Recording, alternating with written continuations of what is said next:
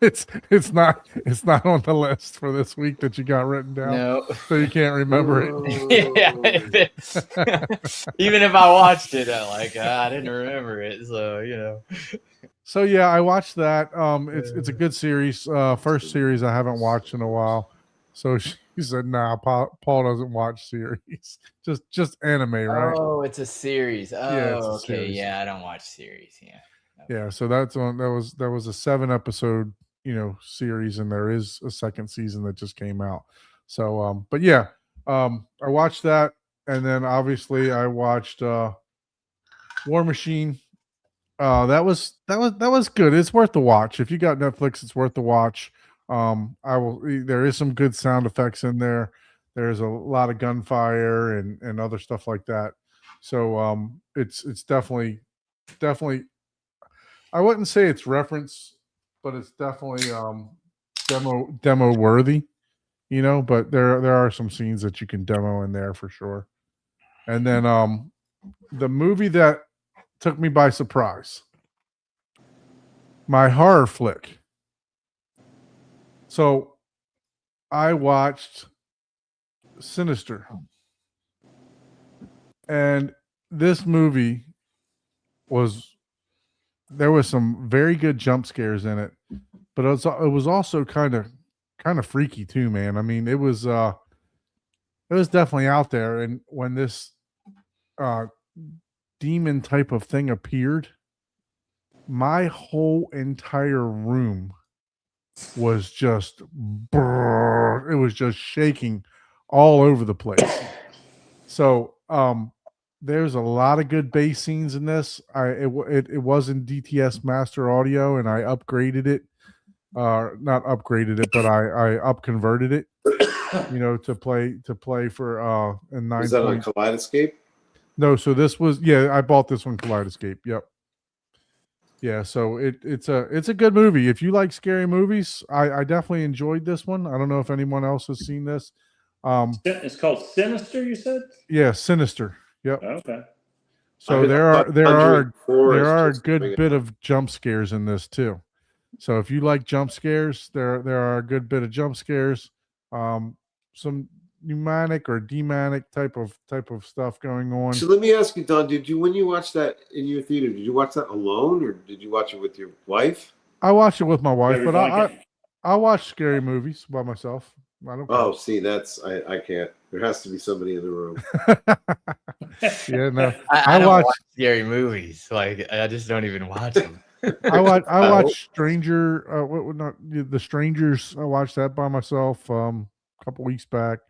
Yeah, I don't care. Doesn't bother me. I mean, I like the jump scares. I laugh at them. I think it's funny when they scare the shit out of me, man. So, but no, this thing, it's got good bass. It's got decent sound effects. Obviously, it's a scary movie, so sound effects coming from around or all around everywhere. Definitely recommend it.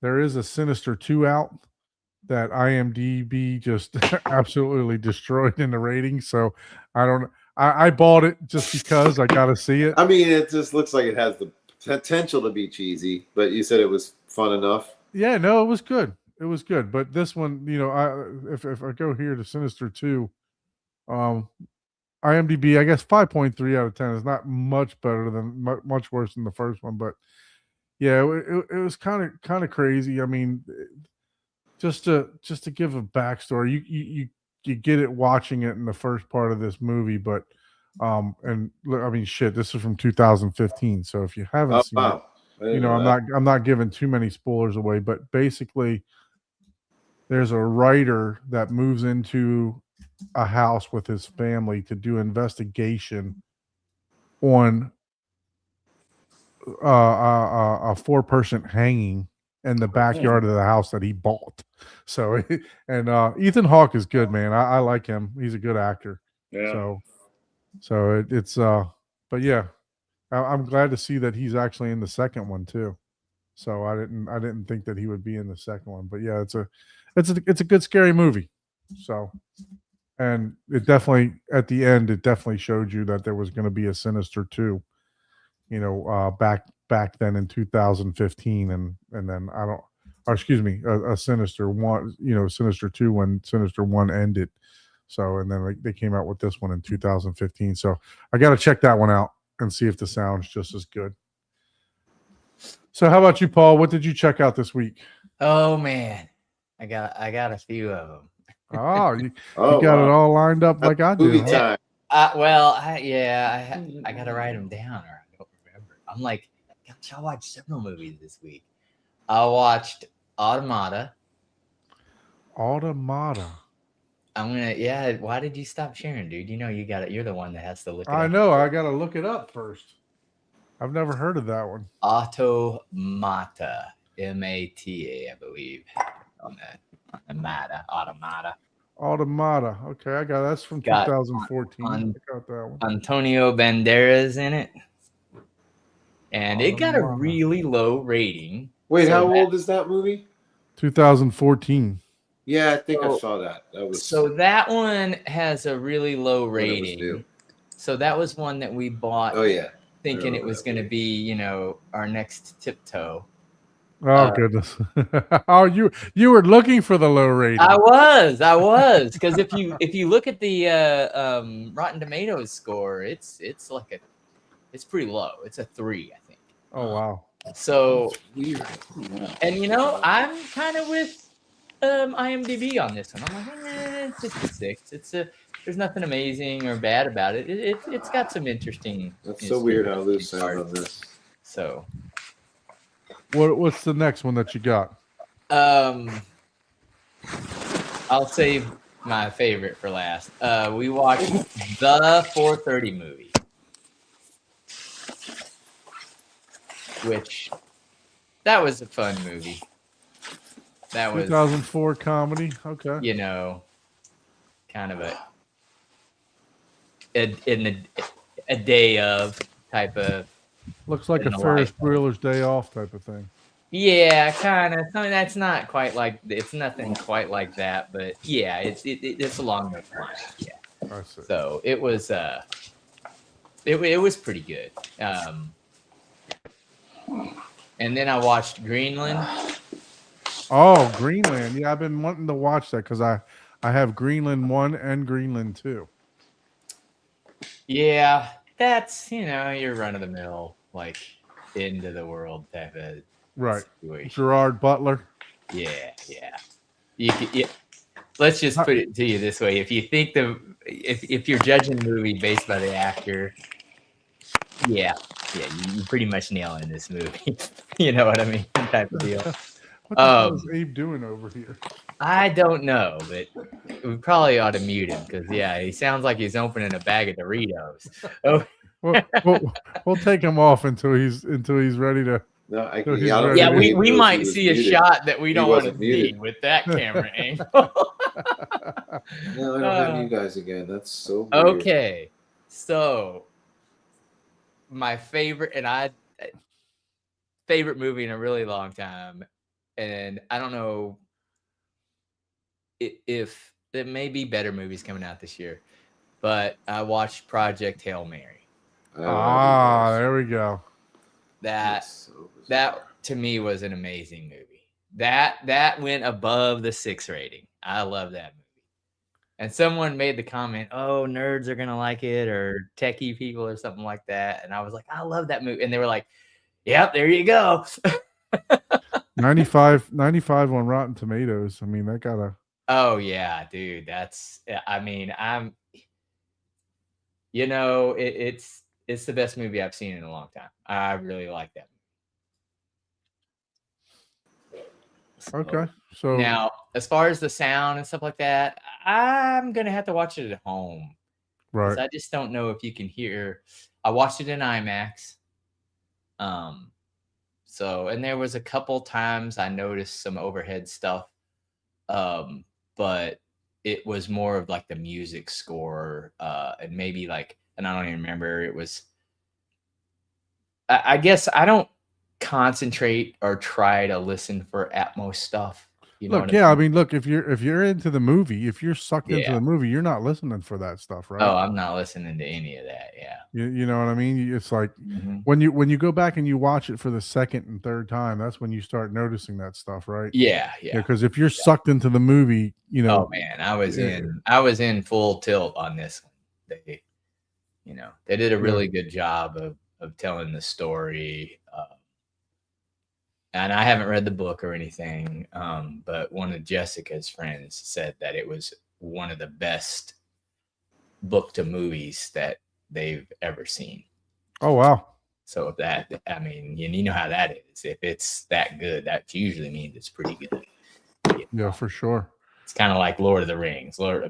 People love that because it's pretty good for Pretty true to the books. yeah, closely. You know what I mean.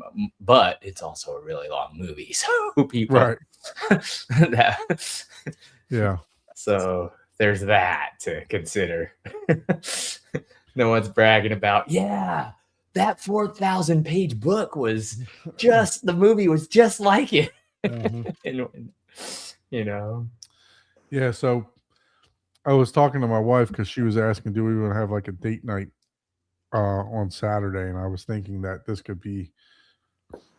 Project Hail Mary could be part of the date night, because I have an IMAX here in South Florida that not a lot of people have. They actually have the Wait, your theater's not good enough for a date night? Sinister? That's well, not a time for you no, guys? well, no, it's fine, but I can't see Project Hail Mary right now. Right, and right, I'm right. dying to see Okay. this. I mean, K-Scape's not that good yet. I guess Yeah. date night has to involve getting in the car and driving somewhere. Yeah, for sure, for sure. Yeah, so I'm thinking because this the museum in Fort Lauderdale for children, the one Yeah. that has all the signs, they have that big IMAX there, and they have a special projector that when Oppenheimer came out, that there was only like eight of these theaters in the country that had that have that type of I think it's like 72 millimeter, 70 something like millimeter, that. yeah. Yeah. I So saw that. I saw Dune 2 at the Majestic Theater in Hollywood in that same thing. There's like 12 theaters in the country that have the 70 millimeter projector. yeah, so I want to go there and I want to see this film in that 70 millimeter. So that I'd like to do that. By oh yeah, so it's IMAX AutoNation. Yeah, so that's what. I didn't know they had that one there. Yeah. I saw that Becoming Led Zeppelin movie there on opening night in IMAX. Yeah, so I'm thinking that I want to do that and for date night maybe and pick up some dinner in Fort Lauderdale because we don't travel down there a whole lot. There you go. There's a lot of good restaurants in Fort Lauderdale for sure. Mm-hmm. So, but yeah, it's look at that. I get the seal of approval from Jessica. I was gonna ask because I was like, I don't know if Jessica liked it as much as I liked it. But So we get the seal of approval. So yeah, so I thinking about reaching out to the babysitter to see if we can get over there to see that. I got to try to buy the tickets because that theater sells out a lot. Oh yeah, the ones that we had, all the good seats were. I mean, they were just gone. It was going to be. I sat further back than I usually like, and otherwise it would have been like 4 days, or this, and you can't do that in an IMAX. That's you can't even see then. Yeah.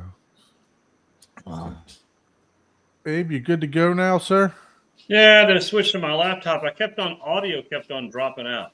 Oh, okay. Yeah, Bill's having the same issue too. He was with his phone. You might have to, if you have USB headphones or whatever, because what I'm guessing is that's probably like the auto echo cancellation and stuff like that. So it's cutting people out. Yeah. No, I'm just using the speakers. No, I'm saying whenever you were on an iPhone, Mm-hmm. because you're using speakerphone, it's so close, it's auto. The application is auto shutting Auto off, canceling out. Yeah, it's coming auto in. canceling out the Yeah, it's just turning it echo. off. It's like, oh, that's going to be an echo. Let's just turn it off. Yeah, so I just went and grabbed my laptop and I said, okay, let me just Yeah. set this up. I don't know how good the Wi-Fi is in this hotel. I don't know if there's a way to go into settings and turn off the auto echo, but then you're probably going to echo. Right, So I for keep sure. losing you guys in sound, and that's why I keep dumping out and coming back in. Then the sound comes back. I wonder Yeah, if I use. Do you have headphones? Yeah, I was gonna say if I use. Yeah, I bet you if you use iPad. headphones, yeah, it won't. Like Yeah, I don't have them. I don't have them with the USB-C. That Do you my have Bluetooth? You could use Bluetooth, I'm sure. It's worth a shot. No, I don't have those here either. I don't have anything here. Well then. So, Yeah. Bill, other than War Machine, any other movies that you were able to partake? Did you take any? No, I any? haven't. Well, you said you're not at your home, so I haven't had that kind of time. It was weird. War Machine started. I saw the first 15 minutes of it just to see if the Dolby Vision was working, and then I was like, "Oh man, you were hooked." I was gotta watch. Oh, I love those movies. I paused it, and then about 3 hours later, when I knew the contractor where the realtor was gone, and I had the house to myself, I dug in, man, and in the middle of the day too. But at least I could get total darkness in that room. Even so, are you selling the theater and everything with that? No, so the theater, all of the gear is going to go in like 5 or 6 truckloads back to my condo. Oh, okay. That's basically going to take up all the room in my dining room until I figure out where I'm going to build my next theater. Which is, I can hold on to those. I know those 15s for you. I can put them right in the center. 15s, yeah. I can stack them right in the center, the side centers. I mean, you know what? I should find a place for it, huh? Well, I should bring them to your house with one of those TQ 3000 amplifiers, because I know you'll end up buying them. So I could sell an extra pair, because I think you'll like I would love to cut that wall open, because I have plenty of room to put them right inside of that wall and dump them right there. You mean I left room literally sides facing each other at the 90%. Yeah, I left room on that in the framing. They're supposed to go behind your screen and then against the back. What they're doing is they're taking 4 or 6 Hammer 15s and putting them in waveforming and Trinov. That they say that really works really well. Oh, really? Yeah, they're using those in their demos now. They're using Mag Theatrons. Oh, wow. That's good to know. Yeah, they have been. I know the last couple they did. So, I don't know. Maybe, you know what they are using those is an Avalon system. You've seen that Avalon system the Mag Theatron has. It's like this whole wall system that it's like integrated. It's the next level up from mine. I remember that. I have a video of that from Cedia. Yeah. Outrageous. Yeah. So but when you have the front and the back and you do the waveforming, that's supposed to be like the cool hip thing to do now. Yeah. That's I was trying to see if I have pictures of, let's see. Of the Avalon? No, of my theater build, so that I could show you that I got room for them in this. I'm sure you did. I mean, I could use extra room in my dining room if you want to hang on to a couple of pieces. I'll be happy. I mean, I'm not even joking. I'll let you hold on to some of this stuff for a few months if you want. So this is my wide right here, and this is my first set of side surrounds. So I left this area. I got this one board here, but it's literally not supporting anything that I could knock out and easily put something here, and it's the same thing on the opposite side too. The plan was to put 2 SI 18s in there, but that's not deep enough. That's not deep enough for a Hammer 15s, because they're good. They're good. 13. Well, there's 9 inches there. I think they're 13, but we make them fit. Yeah, make it fit. Put it in there. So, well, I think that's also cool when you were explaining last week how you'll still be able to get sunlight in the room if you want. Yeah. No, I'm still working on that design. I need to get Sabi to come over. Maybe he can. He supposedly he's like the MacGyver of everything. What he was telling me.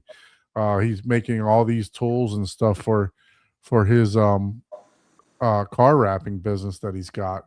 and he's making all kind of inventions and posting them and everything else. So maybe I can get his input on how to block in these picture windows, and that way I can figure out if I'm doing it right or not.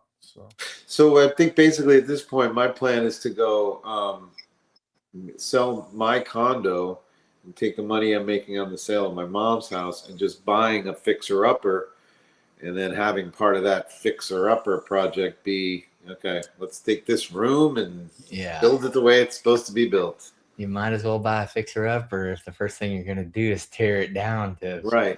And as long as the more I can get the contractor to do, the less everything will cost, because he's on the premises. Yeah. So yeah, these are the windows. That's really big. These are these windows are like 9 inches, 10 inches deep. What are we looking about? Is this a rendering or did you put wall? No, that's my actual theater. That's an actual photo. Yeah. What? That rendering. Oh, congratulations. That's big. Yeah. Well, you were in my theater, Bill. Yeah, but this didn't have, those walls weren't up when I was in. Yes, they were. What? Wait a minute. What was the 2x4s that were lining up on the thing that I saw? The other side? So basically what that is it's blocking for the for the fabric wall that's gonna be there. But I don't. How come it's not in that picture? It's probably in a old picture, right? Yeah. So here you go, right here. Look at this one. Oh yeah. Okay. Yeah. See, that's there. The blocking's on that. That's all going to be for the fabric. So apparently those boards made that room look a lot smaller. Maybe. Yeah. Don, I was just thinking. I was looking at this 2x4. Several years back, we did the lobby millwork for Georgia Pacific in Atlanta, downtown Georgia, and it was like basically it looked like an unfinished building. So it was like all their building products. Like their 2x4s and their drywall and this. So it's just the whole lobby looked like it was unfinished, but it was finished because it was just all their building product.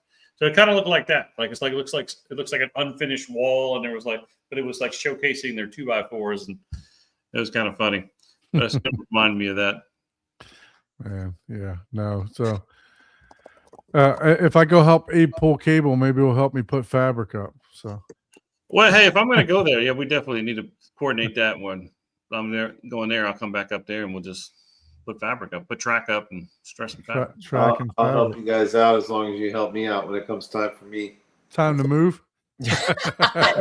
I don't know. That's a rough deal there. No, not the moving. I'm talking about the pre-wiring and stuff. I just okay. I was gonna say, man, nobody wants to help you move those. No, I know that. It's like, hey, you help me move 1,000 pounds. This is all going to be. I guarantee you, I'm going to end up having to put both of those Hammer 15s into the back of my pickup truck by myself.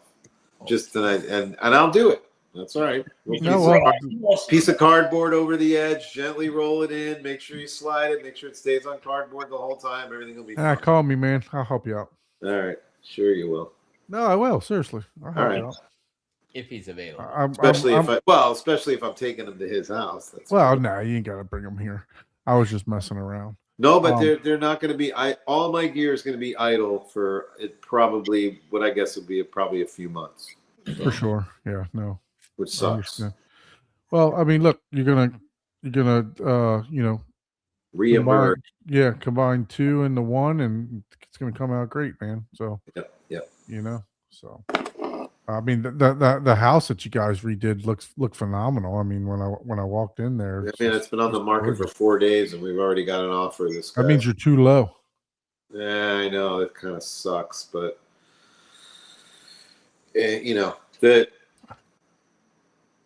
I don't know. There's a lot of good reasons to. Well, let's see. We're still going to talk about it, but it's like it's the asking price, and it's the asking price was about. I've sold 2 or 3 different houses. If usually the first offer is usually the best offer. That's what all the realtors are saying too, and then and the asking price that they put on the house was a lot more than I thought they were going to put it up for. So Yeah. I already consider that a gain. So Yep, for sure. we're good. Yeah, no, the like I said, every time the first offer has been the best offer for me, and unfortunately, Like we were going to have an open house on Saturday, and the buyer just told the realtor, "Please don't have the open house. I want the house." Nope. I don't want nobody in my house. What's going on, Scott? What's going on, Scotty? How are you, man? Guys? How you doing? Able to join at least for a little bit here tonight. So the guy who never shows up for the live stream, I like it. Oh, I still have that in there. Hey, I did a couple lately. Byline. So Scotty-O, he's been pretty active in the Home Theater Hub chat that we got on Facebook Messenger. And he's got some stuff that he's working on in the background over there. So Scott, you want to talk about a little bit of stuff what you're working on over there? Oh geez, man of many hobbies. Which one do you want me to start with? That goes. I guess I'll go with project one. That is not anywhere near complete, but it is functional for Project me. one. So I have an automated 4K DVD, Blu-ray, anything you toss at it, kind of ripping solution that I am prototyping on my home system. And I'm at about a 99.5% accuracy rate now. So whatever I drop into the system, whether it's a season, a disc, it's looking up all kinds of things from metadata to file sizes to file lengths, and even grabbing audio snippets from the individual different movie files that get automatically ripped, doing a transcode against that, and then looking for that information online to see if it can find a match. So accuracy is extremely high. It's all built with open source components, so there's no paid solutions in there, with the exception of Make MKV. So there is one tie into another piece of software, but yeah, it's working really good. I haven't had time to finish that. I've been getting kind of sucked into other projects now that just kind of fell in my lap, and ones that I want to do. So one of these days I'll try to wrap that up and package it and make it easy to install, hopefully in like a NAS or on your local computer. But I'm a bit of ways away for that one. So if it's 99% accurate, you can kick it out like you can kick it out like all the other companies do, and make everybody else the beta tester. I need an easy installer, right? And I needed to support so mine was, I started it out of frustration. So I initially developed it on a Mac because I use a Mac, and then I have a Linux based NAS, and the two, Mac, Linux, they're very similar in functionality and like some of the apps that you can run. So making it, for myself was a little bit easier now, like kind of transforming that to like where probably 90% of the viewers are people in this space are probably running Windows, right? Or they're running a QNAP, or they're not quite to the same technical level that I might be at. I'm sure there's a few individuals in here that could put it together and make it run, but I really want to make it easy for everyone. Okay. Cool. So what's your second project that you're working on? Second one was, I think within our home theater group, I see a request every now and then, like, hey, I need this or I need that, and I can't find a good deal on it. I'm out of hard drive space, and where can I get the best space for the dollar, right? So I've been working on a new website. It's called cinemabacon.com, and it's cut the fat. Yeah, cinemabacon.com. I could share it real quick. Right now I have it in, it's functional, but I have all the functionality disabled because I was actually coding on it yesterday. So, but I can share kind of the thought and the idea behind it. Let's see.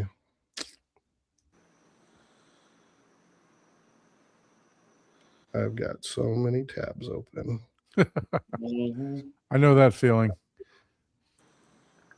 I'll get on a meeting and people are like, you got enough tabs open, Don?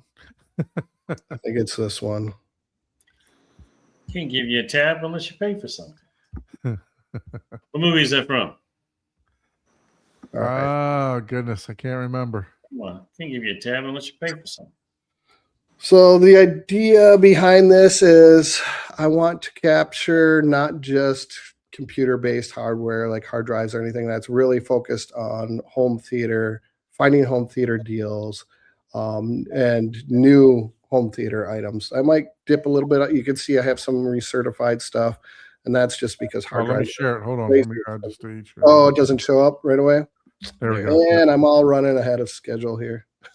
Sorry, that was my fault. That was the operator error Hey, So it might be a little hard to see, but so the idea behind it is that I can add any backend that I want to scrape and find prices, right? So right now I have a total of 30 different retailers that are behind this. I'm only testing out with the major retailers. As you can see, there's Amazon, and if you dig in here, you'll probably see like a Best Buy one somewhere. But I'm interacting with their websites. I'm looking for more than just like the retail price. It'll look and to see if you have like a click here to see the price in your cart kind of situation. And then it'll rank it by how good the deal is. And so it'll actually do storing historic data. So it starts the day I turn it on, obviously, and then it'll capture every day all through the history of it. So the algorithm's set on 90 days. So if it sees a dip beyond the average, like a fairly decent dip, then it will come back and it'll display on the front page here, and you'll have a sizzle score, right? Cut the fat and find the sizzle. there. There we go. there you go. The Awesome. higher the sizzle score, the better the deal is, right? Oh, that's very And cool. then you got all your tabs and everything up here for the different types of things. So Very speakers, nice. processors, Okay, amplifiers. Wow, so even Blu-rays and movies, like individual movies and stuff. I'm having a problem with Blu-ray movies, and I'm not really sure the legality of having Blu-ray movies scraped like this. There's a weird thing with movies and media where if you No, Hollywood's making something different. yeah, Oh, that can't be. there's Mhm. even like getting access to like listings and things like that. It's like restricted on some of the movies. So Crazy, man. probably industry that- players, media, and drives for the moment. And then once I figure out like, can I do it for movies, right? Because a lot of us are like, oh, there's a 4K UHD sale going on Amazon. You know, buy one get one free, or buy two. Yeah. Do that a lot of times, but I'm a little leery of like getting in some hot water by doing that. So Wow, man, that's crazy. let's click and on then- TVs and projectors. What do we got for that? Let's see what this they're just it's all trial stuff. So I think I Okay. have one UST projector in there, and it's not pulling the data at the moment because I have everything paused, so it's not listed. If it goes over so many days, so that's kind of a cool thing too. Like if it goes over so many days and the product's not updated or not available, it'll automatically kind of put it in the background and archive it, so it's not going to get flooded with a bunch of old crap that no one cares about. Serious stuff, man. Nice work. And then if you search for a brand, like say I want like I have some examples, so I'll just do like the X3800. I don't know if I have this. Yeah, that one is existing. So let me try like Sony. Sony, no baloney. So yeah, I still have it shut off. But anyway, so when I have this part turned on and when I'm not in test mode, so you can type in the product that you want, and if it's not being scanned for a deal, it'll show you a picture of it. It'll show you the link to it, and you can click request to add. And then I get a notification like, hey, someone wants to add a new product to be monitored. And I That's can cool. either approve it or deny it. And the cool thing is when you add a product, it doesn't just add it for like, say it finds it on Amazon.com. It'll find it on, say it's Amazon.com, but it'll also scour through all 30 retailers and start tracking prices on all the retailers and not just the one. Wow. And then you can manually add one here if it's not in there. That's pretty the awesome. idea for that one. Pretty cool, man. Pretty cool. So in And, the works, and project number 3. project number 3. So hey, good to see some home photos there. Actually, yeah, I'll turn that back on. Yeah, you gotta turn that back on. Yeah. Hang on. Photos. Here we go. We'll just share that screen. I'm right where I needed to be. So, yes. So, as you guys know, that they called the end of making Blu-ray UHD drives for PCs, right? And kind of sad news. And hopefully, someone will pick it back up. But what does that mean? It's whatever is built and available is all that we have left. So once they're gone, there will be no new stock to buy to back up your movies. So I started dipping in and finding stock because prices. Well, actually, Don sent me on this mission. He's like, he's like, I need to get a UHD drive to back up some of my media, and I'm like, well, what's the problem? And he's like, well, have you seen the prices? And I was like, it's not something, if you already own one, you don't even look for it, right? And so they started going crazy with prices, and I was kind of following along. And honestly, for like a few months now, I was just kind of like, yeah, it is what it is, and I didn't really think about it.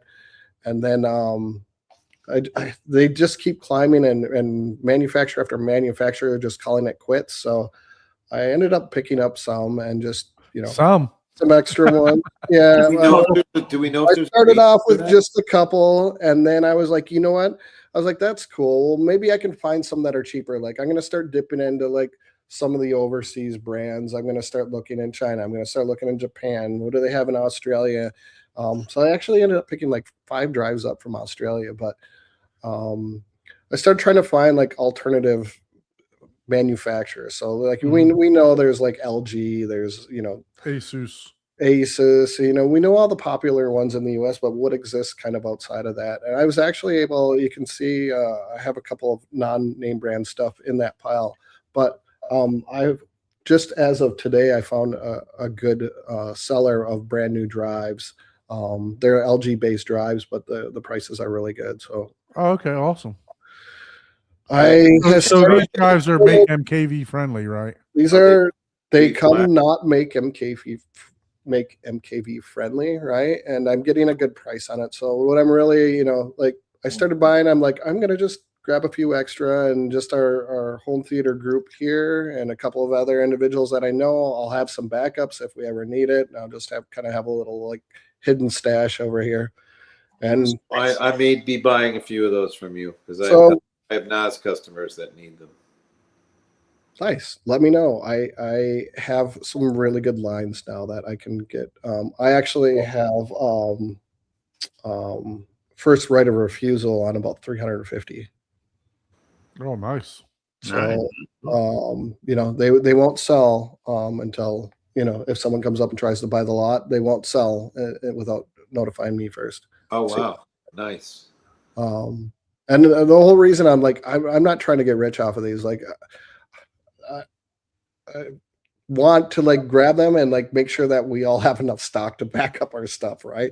So sure. I keep seeing the prices climb, and then I'm like, what a bunch of scalpers. I'm like, like really, how much you guys really need to make off of this stuff? And well, how much do you need to make off of it?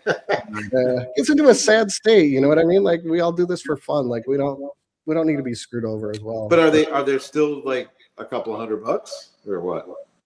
So it depends on the ones that I get and then where I source them through. So some of them I could make a small profit. I'm flashing them, I'm taking them out, I'm flashing them, and then I'm running a full like disc test through each one as I get them before I ship them out. So some of them I could get rid of as low as $100, right? All right. Some of the brand names still command kind of a higher price, and that's why you see some of them pushed up near the $200. Well, that's where it should be. That's right where it should be. Yeah. So even though we all know they cost like $16 to build, probably. But, probably right. Yeah. But and just so you know, when Zapedi or Arvolution, I guess in Europe, when they sell, well, they don't have to now in Europe because they have the built-in drive. But when they sell an external drive, they retail it for like $349 or $399 because it's it's taken care of and it matches perfectly and it's a seamless integration into the NOS. So yeah, I kind of took it to like the whole next level, and that kicked off not long ago. What was that? Was that Saturday or Sunday that I contacted you, Don? Yeah, you reached out to me, say, hey, I got some.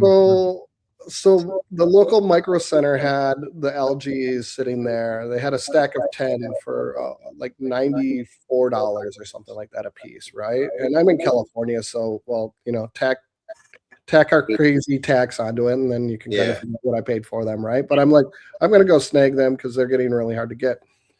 So I did the order online. I submitted it. I had them hold it at the front desk, and I'm like, I'm gonna walk back to the aisle and see maybe they have some. Don was looking for an external one still, so I'm like, maybe they have an external or a full size one sitting back there somewhere. And I'm like going through the aisle, and there's another guy looking at one, and he's checking it out. I'm like, hey, you seen anything? I'm like, are you looking for a Blu-ray? He's like, yeah. He's like, they don't really have any, and he's like, oh, so none of them. No. I'm like, well, I have some. And he just kind of at first was just like, oh, whatever, and then I'm like, no, do you need one? And I thought at first he was like looking at me like I'm a little sketchy, I'm like, no, I have 10 of them at the front desk. And he goes, oh, you son of a, he goes, I looked this morning and they had 10 in stock. I came out here and you bought them all.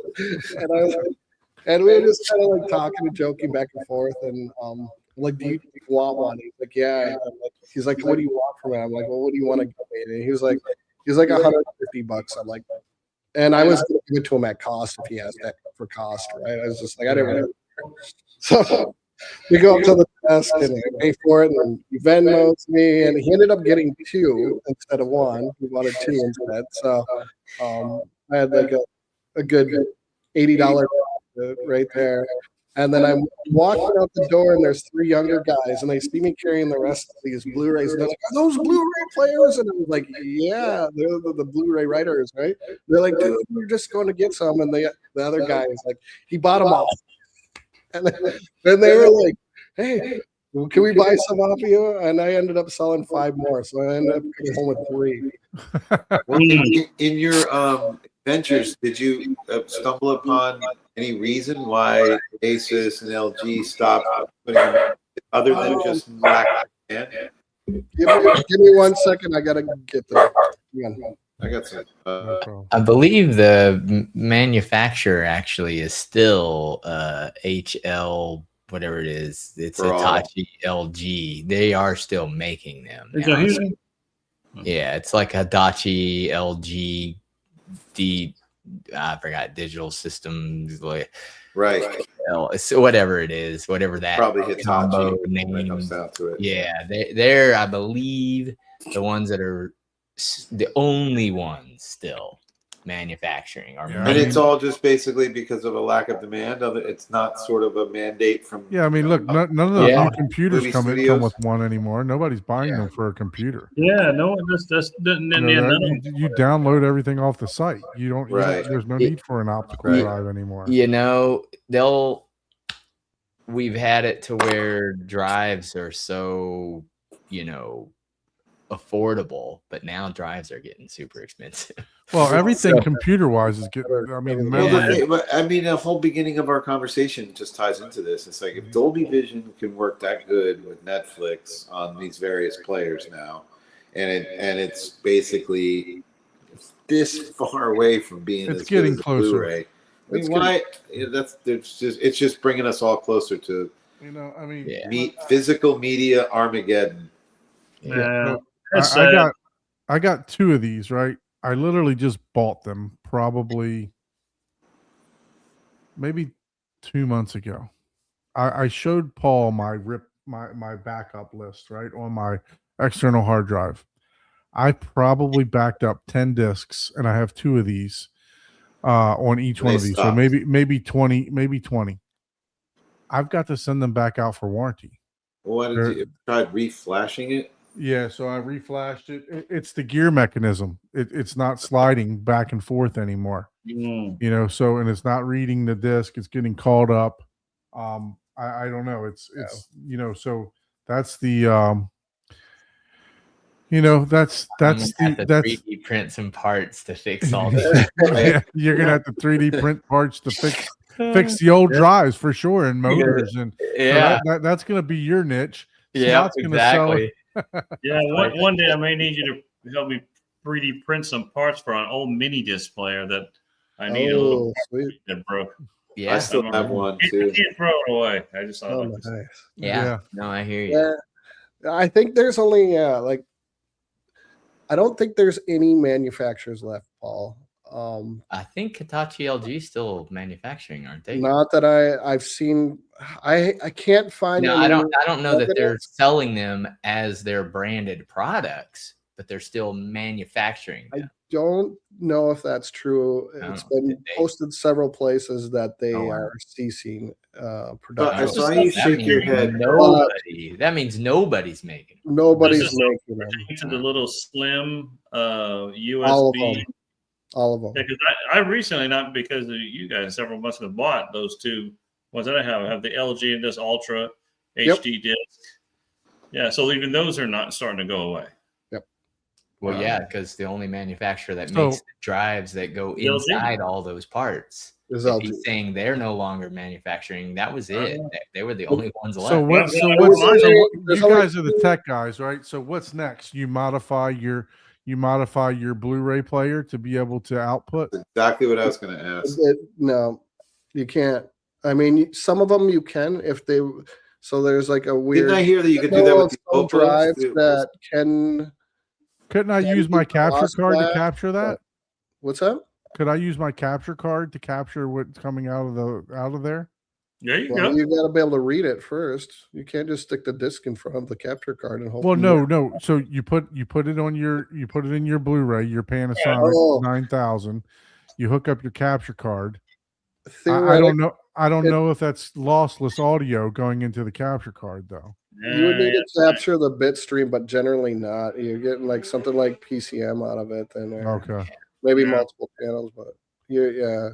And plus, if you're doing that, unfortunately you're not going to be capturing any of the Dolby Vision or HDR information, and you're going to be capturing however you have yours set, which will not match someone Yeah, else. it'll just be one codec. There won't be anything selected. Yeah. And Yeah, so, you I have mean, what is HDCP protections that you need to get Yeah, by. yeah. It's Now Now there's- you're that a leads to the bootlegger. next Now that you're leads, just a that Yeah, leads to the yeah. next that leads to the next question, right? You're back to bootlegging. Well, that, What- no, what- but you were shaking your head when I said, "Well, it's getting us go closer to physical media Armageddon." You don't believe that it's going away? I mean, it's obviously they're trying to push that path, right? And- Yeah, they want to. absolutely. They they're- want to because they the more they can limit any of us from doing any type of. I think it may have a resurgence because like you think about all the collectors, right? And you see that with records, right? Like I think they records in underestimated theory that should they just took them at probably Best Buy. gone away, Yes. right? They're not Yeah, a I good think- platform. I'm sorry to interrupt. I think they underestimated the collector's value when they took them out of Best Buy, and now you can go on Best Buy online and get them, right? Yeah. So like they sort of backpedaled on that, but I'm just, and then I heard that there's a few key directors like James Cameron that are like that have this purity about it that they just really need to have the full lossless. But are we going to get to a bandwidth? You're probably a good person to ask. Is bandwidth going to get to a point where it can be literally lossless? It's there right now. It's already in there. metropolitan areas. It's there, It's there. but now you're talking about other areas of the that do not have the capability of doing it. You're not going to. I don't think through Starlink you can do that, right? Yeah. The satellite internet. You're not going to be able to do that. You can do that on satellite, Yeah. but the problem is there's only so much the speed wise, but the limited bandwidth between, there's only so many satellites up there. Right. That's what I'm And the saying. new codecs, like if they don't compress it as much, right? So they're compressing it, on Yeah. purpose, right? So if they just change how they're compressing it, like visually, you wouldn't be able to tell a difference. One of the things would be, you mentioned Dolby Vision, but there's 4 different versions of Dolby Vision, right? Yeah. So if you're talking like Dolby Vision 5 can look pretty close to Dolby Vision 7. Arguably, that's, like your Kaleidoscape, that's Dolby Vision 5, right? Dolby Vision 7 is Blu-ray. So there's a difference between the two platforms and what they handle. Unless Kaleidoscape changed something that I'm not aware of. But the way that Kaleidoscape handles kind of that metadata that comes with Dolby Vision brings it damn near close. If not, there may not be no perceived difference. There is a difference, but it might not be perceived. And then you have Dolby Vision 8.1, which is like your streaming version of Dolby Vision, and that's the one that's compressed, and they actually lose a layer of definition with that. That's like the Dolby Atmos streaming equivalent of AC3 or whatever it is they use in that codec to stream Atmos instead of lossless. I think it's sort of analogous. I think what you're saying. Yeah, like if you look at it in an Atmos scenario, like there's less channels coming over, I believe, in the streaming version. Isn't it only limited to like 5.1 with object? And then I believe, I think might be 7 channels with object. Might be 7.1.4, but I don't think it's that. I think it's because now there's these music Atmos downloads you can buy. It's an MKV file. Stephen Wilson did this new website called Headphone Dust, and you can buy Atmos albums now. And then when you hit the audio button, you get Dolby True HD Atmos or Dolby. I want to say there's an AC3 in there somewhere in this big long explanation. It's just a dumbed down. It's like a 480K MP3 version of Dolby True HD. Okay. I think when you're talking about that 8.1, it's probably a similar kind of thing. I mean, your point, it's the capabilities are there to being basically identical, as long as you have the bandwidth. I think different methods of how they handle the file. You need to be able to buffer things like that a little bit better. Where going straight from like a raw Blu-ray, it does do some buffering, but not generally. Right. You can run into some issues over the internet. So there's better ways and methods to handle that stream. But yeah, it's totally doable. Someone just needs to like step it up and let us do it. Yeah. Right. Look, I know in the metropolitan areas where you're pushing, 1 gig up and down, 5 gigs up and down, 10. Some even are doing 10 gigs up and down now. Wow. You don't even need that much, right? No, yeah. You can do it. Technically, you can do it on 100 meg. So yeah, that's the thing. People start looking at HDMI throughput and don't realize, well, that's not. Your disk is even being decompressed. Like your format on your disk is like, think of it as it's zipped. Mm-hmm. Right. So but here's unpackaged. Right. And then what it sounds like to me is that the full absolute highest resolution product is on the server. It's ready to be watched. The only thing preventing it from being at that level is that particular person that's getting it bandwidth. Well, the bandwidth, if you're doing it the standard today compression, but there's also compression for great question. I love that question. I used to know that too. Whereas, but you can't really do a straight comparison. Like I think he heard me say 480K. That which is sort of like in the recording engineer world. When you make an MP3 of a song, is if you do it at 320K, it's pretty close to 16-bit 44.1, like a wave almost. It's as close as you can get with being in the MP3 world. And I think 480K as it compares to true Dolby HD is like a little bit higher quality MP3 of 11 channels in your room, right? So that's, to me, that's what I feel like the difference is. Now he's asking what the the true bit rate in comparison on a Blu-ray is, and I believe it's in the. So it says bitrate of the 5 movie digits. varies significantly depending upon the source rating. The average is 15 to 30 megabits per second. Yeah, for your streaming. high Right, end 30 UHD megabits per second, not K. regular like Yeah. 100. Yeah, Yeah, 80 to 100 according Megs, which to is AI. microns compared to it is. Oh, It's like and, a and it's big it's circuit. remarkable that it sounds that good, even knowing it's so much smaller. Yeah, you know. and some of them get higher than 100. Like you can usually look at your display and it'll tell So scientifically, there's really no comparison, but it just seems like visually and real world experience is getting closer and closer. yeah, Yeah, I mean, And you that look could be at- our ears also getting used to it, because I heard like some ear scientist years ago talking about how your ears will make stuff sound better to your brain because you have a reference of something sounding that good from before your Placebo. life. Yeah. You know what I mean? So like you can psychologically up mix your up sample your Psychologically upscale my experience in your music. brain. That's Yeah. called the placebo effect. Yeah. Well- and it's a real adaptability too, because you think Yeah. of like if you sit in front of an audio system for a long period of time and it's tuned like crap, it'll start to sound normal to you. That will be your normal, right? That will be your bar. And then you'll go to someone that is Well- actually has a good tune, and you're like, this seems a little off, right?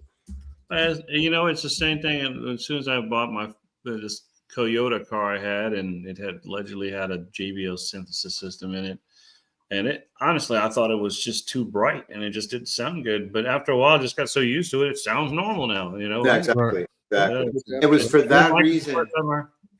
I'm sorry. For that reason, I mean, I was a really, really loud car stereo enthusiast at Alpines and the whole thing, and I did that, and I blasted stuff. But it's like the only mature decision I made as a young guy that I can remember to this day. Going, I'm not gonna put my treble settings on any of my stereos above 12 o'clock because I don't want later in life to need to have it up there. You know what I mean? So I've always kept treble a little bit lower and a little bit flatter below at 11 o'clock because I knew later in life I was going to become dependent on those higher frequencies. So I never did. And then I also heard that the ear does this miraculous version of, so when you're listening to really high definition, perfect, zero distortion audio in a very high-end system, your ears don't have to do any work to tell your brain what it sounds like. But if you're listening to an MP3, let's say you listen to Steely Dan Asia on a B&W system in somebody's house, years ago, and you have that memory in your head, your brain remembers that.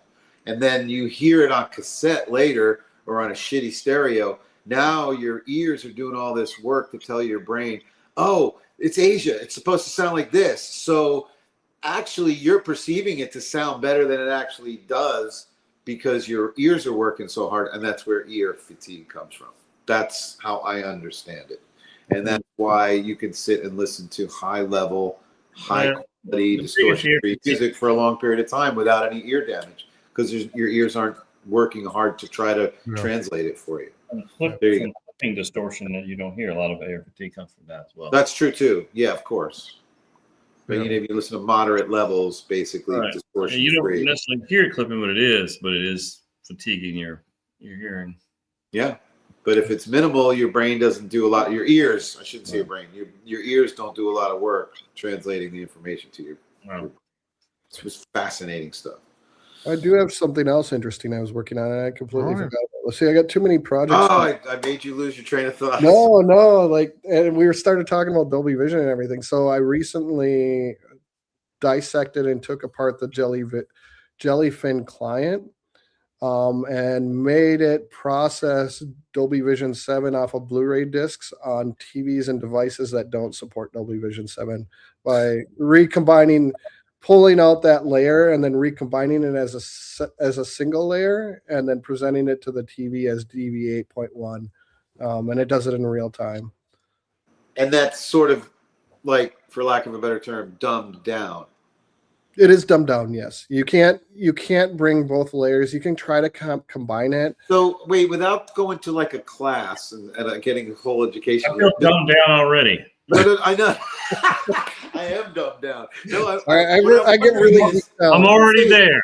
When you say Dolby Vision Dumbed down. 5, Dolby Vision 7, Dolby Vision 8.1, are you telling me all of those codecs or all of those whatever those are supposed to be called? Yep. They're all being sent at the same time, or is it one that gets translated the other way on the other end? No, it's one or the other, and that's why when people have Blu-ray rips or 4K UHD rips, and they're playing it off their Plex, a lot of times they'll see that only come in as HDR, right? That'll be what shines up on the screen, right? Like HDR, and that's because either one, your device doesn't support Dolby Vision 7, or it doesn't detect that it supports it correctly. So all TVs, all Android boxes basically support Dolby Vision 8.1 because that's what Netflix uses. That's what Amazon uses. So if you have a way to convert that to 8.1, then force the TV to view it in that, or that format, then you get your Dolby Vision. Now, is there loss? Yes, there's loss. And sounds like we needed him around last week when we were trying to do this with the Arvolution, because we had that little stumbling block. And now, so what you're telling me is, now that I got Dolby Vision to work on Netflix with the Arvolution Player Pro 8K TV, that's a mouthful. It's doing Dolby Vision 8.1. If you're doing it with Netflix, yes, it's an Android TV. Okay. Yep. So not the best version of Dolby Vision that there is. Correct. You would need that can only be on physical media, right? 5 and 7 are the two better. And you can only get that on physical media. Is that a dumb question? Not always. I mean, 5 has been streamed before. Okay. I think some of the challenge of like the whole like Dolby Vision, and from my understanding, is that each one of them is licensed separately to the manufacturers. And so if your device isn't licensed, that's why you can't get it, right? There's not a way if there was a way I could just hack Android TV to play Dolby Vision Profile 7 without, ripping that whole video stream apart and then recombining it back together, I would have went that route. But so just to summarize that, you're saying the signal itself has 5, 7, 8.1 all in it. No, it has its own. There's a handshake with that EDID data. And at the whenever you first turn it on, and it says, "Hey, I'm capable of this," and then your player says, "Okay, I can do 7. This is capable of this." And then when you start playing, right, the media knows. But then you've got your start looking at different then you've got your devices. TV. It gets Aren't more those two? complicated too, because sometimes the media players that are built into those devices. They're media players. They're not going through the HDMI interface, so they don't always tell your streaming Plex and Jellyfin that it even is capable of. Like it doesn't. That's why you have to do it in wrong, basically. You have to do your own personal EDID. Well, the final veto though goes to the panel itself, right? Yeah. Right. Yeah, I think in the signal chain it takes the lesser of all of them, right? Whatever. So you got your Blu-ray player, your TV. If you have multiple displays or devices, yes, like playing out, it will. Like if this one's capable of something higher and you're outputting to 2, yes, then it will handshake to the lower one. But then that's where you start getting into HDMI problems, because if this one's not capable of this lower one, thank you. I then feel like you're like, oh, you don't have a semester of school. This is great. I like this. Yeah, and it was an interesting challenge. I ran into like weird use cases. Like you look at Samsung, they don't support Dolby Vision, right? So someone tried it on their device. They're like, oh, this is like my screen's black or my screen's blue now. It doesn't play anything. And so I had to rewrite it a little bit to do like another option in there where they can force it to be on and off kind of thing, right? And then when it's off, it doesn't even, so some of the problems they would have with like their clients is that the clients would still try to play Dolby Vision or sometimes even HDR10 plus, and the device might not support that. And it would go blank the opposite way. It's actually trying to play the file. Right. So I had to do like a lot of different like they call it like fallback scenarios where you're doing a check for this, then a check for that. Tons of if thens. Yeah. But do it in a way that it's transparent, so when someone hits play, it's now, right? People you don't want to wait 5 minutes for this thing to cycle. Right. For people like me, you need it dumbed down. Yeah. Well, I mean, unless you For know, people like me, I just buy Kaleidoscape and let So it we play. were doing. I have a Kaleidoscape story. So that is actually why I'm here in Orlando, because my client who bought this theater was originally like, no, I don't need that. I don't need that. I said, man, you need this. Trust me. So I was talking to Bill at Kaleidoscape, and I said, and he lives here in Orlando. He said, won't I just go there with one and show them so he can just understand why? Understand it. Yeah. And he went, so Bill went on Saturday, several weeks back, hooked it up to an available info we had in the rack and showed him, and he fell in love with it. He's like, oh, I want this. So he says, so he calls me with Bill. Bill's there in the theater with him, and they're showing him that concert video we were talking about last week with Revolution. it was it'll come to me. It was a concert video that did really good Dolby Atmos surround sound in. Hans Zimmer. Yeah. And he said it was spectacular. So I came down here today, and it's actually the first thing I did this morning is I installed a Strato. We wanted to start small. We started with a Strato V, so I installed the Strato V in there, and he first movie he downloaded was The Showman. And he hadn't seen that movie. There you go. And he put that first scene on, where they're like stomping their feet on the thing. Oh my God, he had goosebumps. He said it's amazing. It's like it was a 9 day from the disc he has of the same movie. Because he hadn't watched the movie. I said he was going to watch on disc. He said, but the Kaleidoscape, way better. He really liked the way it looked and sounded, and I was told we need to do like an A/B comparison. I'd like to hear. Is that a Dolby Vision movie also? Yeah, they have it in Dolby Vision now, I believe. I wonder if the. But this is, it's hooked up to a Sony projector, so obviously the projector's not shooting out in Dolby Vision; it's shooting out HDR10. Okay. But it looked phenomenal. It looked really good. So he's in love with his Kaleidoscape player. But then, interestingly enough, he was also showing me that one of the favorite things to do at the theater is listen to music, and he was listening to. What's going on? You're finally done? Atmos audio on Apple He Music. doesn't know he's not muted. I just muted him. Okay. Go ahead.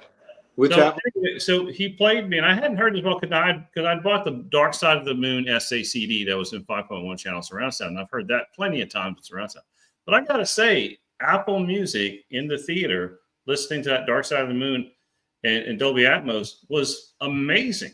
It sounds really good, and I'm like, this is streaming music of Dark Side of the Moon and Atmos, and it sounds incredible. I know it's and. I was impressed. My friend called the other day and said, "Oh, Aerosmith's first album was released on Atmos." I go, "Yeah, it's streaming only," and then I put a hard copy up. And so she's like, "I really want to hear it. I remember the 8-track when I was a kid. I'd love to hear it in Atmos."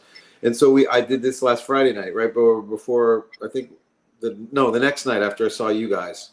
So my friend Kimba, who's from the radio station down here, and anyway, so she comes over and she listens, and I was sitting in the rear of the room, and holy crap, this sounds good for a stream. I mean, it was very discreet. The guitar that was in the upper right hand corner was very discreet. It was there the whole time by itself, and I was like, it's really close. But scientifically, like I was saying, the numbers say that's probably like one.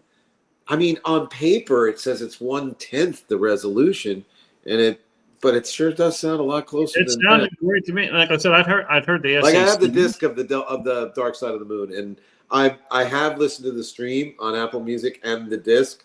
And, not A/B strict testing, but I have experience in both. It's bigger. It's just bigger and wider, and I think more dynamic. I just think it has a little bit more dynamic range. But for streaming, it's amazing. It was good, but I would say the Kaleidoscape on that, he's got a Sony VPL 6000. Looked great. Yeah. Good. Yeah. Yeah, look, I mean, I think any player that you put on there will look on that projector will look good though. The 6000 is Yeah. a good projector. And it sounds good. So we're using the SDP58 processor, JBL That's processor. that's the Trinoff version, right? No, the No, 70 that's the one. Yeah, that's the one down. it's a step Okay. down. Yeah, it's not the Tron. 75 and the 80. Well, the 80 now is the biggest kid on the block. But the 58 honestly sounds good. And then we've got it paired with the with the SMA 8300 amplifiers. Okay. Mhm. For his, it's all synthesis, JBL synthesis in there, but it sounded great. So Sounded before we go any further, let's say hello to our co-host. Ike's been patiently Ike! waiting over there. What's going on, Ike? How are I'm you? enjoying it. I'm tired. So I just, CZHT. I'm tired. Nothing. I'm probably going to bail on you and let Ike take over from here for me. No, please stay on, Bill. No, yeah, no, I'm I tired. understand it. I'm right there with you, man. I knew this was going to be a really long show whenever Don said, man, I'm really tired. It's gonna take Well, an yeah, I hour. didn't know that I'm like, detail to go after. oh, we're in for a full length episode. When he No, said, we're not. We really aren't. So I have I a was really going to say early meeting we're going to say hi tomorrow. to Ike before we end the show because I got to be at my office at 5. Well, you guys are welcome to stay. Oh but shit, that's way. I got to early. be at my office at 5:30. So 5:30. Oh my god. which, PM. I might make I'm it. about a half hour away, so that means I need I to have leave the house a by big 5. live music weekend coming up. I'm going to Miami Ultra on Saturday night. Oh, there you go.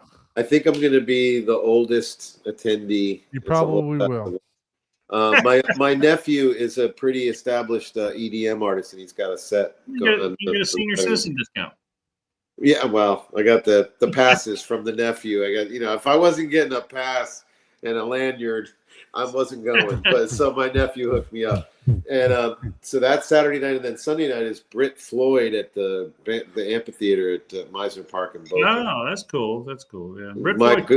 My good buddy is the tour manager for them, so that's also a lanyard night, and Nice. I'll go backstage and hang out. Well, I'll probably watch the show from like the monitor mix, and then what I really like to do is go because he'll let me is go to the front of house and watch them do all their stuff. That's just as much of an entertaining concert to me as watching the actual show. My friend. Oh, I have a friend in Tallahassee that used to go around. I think he wound up touring with Tobacco Road and stuff like that as their audio engineer. So yeah, no, it's pretty cool. No, it's fun. So that I helped them build stages and stuff like that before, just for extra work and stuff. So it was cool. Yeah. But yeah, no. So Ike, before we go, did you have any movies that you were able to watch this week? I bet he's gonna say no. No. No. I knew it. He's like, I'll save this shit for next week. Yeah, I'm good. yeah. But I did get one that finally came in the mail, the 4K release of the Bridge Oh, to I have a movie. Yep, this is the 4K release that just came out. It's one of my best, World War II style movie. Oh, cool. Wow. And they finally got a 4K version. So Nice. I will be, besides trying to keep the kids alive, I will be trying to watch that at some point this weekend. But yeah. I gotta add we can Scottio talk. back in there. I didn't want him to get to hear for you guys to hear all his I love yous and everything. Are we giving hugs right now? You were giving hugs. I do have a movie. I want to see if I'm going to get blasted for this one. I watched the Peaky Blinders movie that's out, and I lasted all of about 10 minutes before I was like falling asleep and said, "This is the most boring thing I've ever seen." Really? Oh, really? Oh man. Yes, I enjoyed the TV show version, so I was did too. looking forward to watching the movie. I couldn't make it past 10 minutes. And I don't know, maybe it's because I'm not as into the thing that I should have been, but it was so slow. And it was just, maybe I needed to stick it out a little longer. So I'm sure I'll get Probably something happened 25 minutes in that changed the whole thing. You never know. Yeah, I don't know. I didn't see it. Did any of you guys see any I of you? switched in and watched Casino, which I love that. I can watch that movie. Oh man, that's great. In 4K? Oh yeah. Yeah. So we ended up just me and the wife, we just watched that movie because you can't go wrong with that movie. Did anybody Yeah. see any of Major League Baseball opening day today? I saw the Mets and some and the Pirates. The Yeah, that's all I was. The Mets are off to a great start. That's all. Pirates were getting their ass kicked, man. Yeah, they got a spanking. So baseball is back. Yeah, no, Thanks, guys. I had the most awful. I'm not going to mention the name, but I had the most awful lunch experience I've ever had at a restaurant. Oh, It was so bad that I'm out of character to go up and complain to the manager, but I had to. You know, it was bad. It was really bad. And I actually they comp my meal for 3 of us, but I mean, I asked the server to give me the check because we had already been there for an hour and 40 minutes for lunch. Wow. And I asked her to give me the check, and I was like, okay, you know, I gotta go. Can you give me the check, please? And she went to a 10 top table, took all their orders. Then she went to another table and another table. And I'm sitting there, I'm like, I 20 minutes later, I finally just get up and I go to the kitchen. I'm like, can I talk to a manager or something? Because, you know, obviously I'm not here day drinking like everybody else. I need to go to work. Right. So Good for you. 5 minutes for lunch. Yeah, that's way too much. Yeah. yeah. It was Maybe bad. that was a hint that you needed to start today. Yeah, for sure. I needed to start day drinking. Exactly. Yeah. I did have 2. Me and the wife went to go get hibachi before the show. So Oh, nice. I did have 2 drafts before. I forgot what they call it. It was some Japanese beer on draft that they had. So it was those were pretty good. Kieran?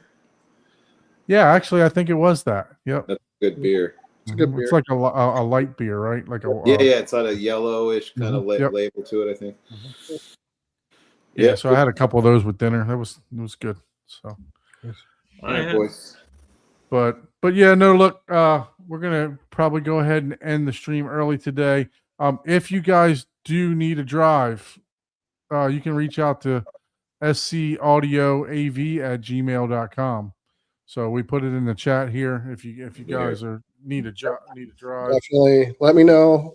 You know, like I said, I'm trying to keep the prices as low as I can. Yeah, so. I think you'll be hearing from me. I think I need to.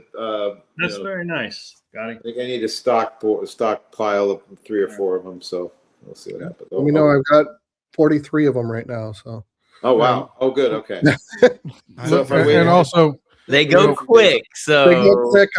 Like turning at least at a minimum 10 a day. So. yeah. Okay. yeah, don't be like Don and I got a say, few customers I got to call and see if they need them, and then whatever. I won't try to make any money on them. I'll cut them deals too. You know. yeah, no, I mean, look, I bought 2 drives and they already went down, so I'm aggravated with this whole process. All right, Don. right We'll now. set up your visit for the AV community. Yeah, we'll do that. It'll probably be like my wife's got to work next week. She's admitting and stuff like that, so it probably won't be next week, but maybe the week after. Because you'll be the babysitter for the week. Yeah, I'll be on daddy duty. So, all right. But yeah, we'll get it set up for sure. Listen, we definitely need guests for the show, guys. I went on Facebook, right? I went on Facebook for I'm talking about for theater tours. I went on Facebook the past couple of days, and there hadn't been much, new posts or anything like that. I don't know if it's because of spring break everywhere or what's going on, but haven't been able to drum up any guests. So I know there's plenty of you guys out there that are watching the show that maybe you don't want to be on the show, but if you want to send us pictures, you can send us pictures to Home Theater Hub Live with a list of everything that you got going on. We can walk through it. If you don't want to be on camera and maybe just do audio, we can point your phone at all your gear and show us. Yeah, exactly. You can we won't show you. We can work this out a lot of different ways. So please just send us an email if you got upgrades. If you've been on the show and you've done some upgrades to your theater, reach out to us if you'd like to be a guest on the show at hometheaterhublive@gmail.com. Please do all that fun stuff, like, share, subscribe to all of our channels. I know we got Bill on here also. We got Scadio. We got a whole bunch of YouTubers on here now.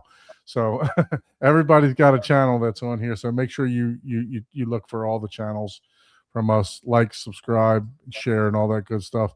And until next time, lights down, sound up, Abe, Ike, Paul, Don. See you guys. and don't blame us for your next upgrade. Don't do that. All right, guys. Thank you so much.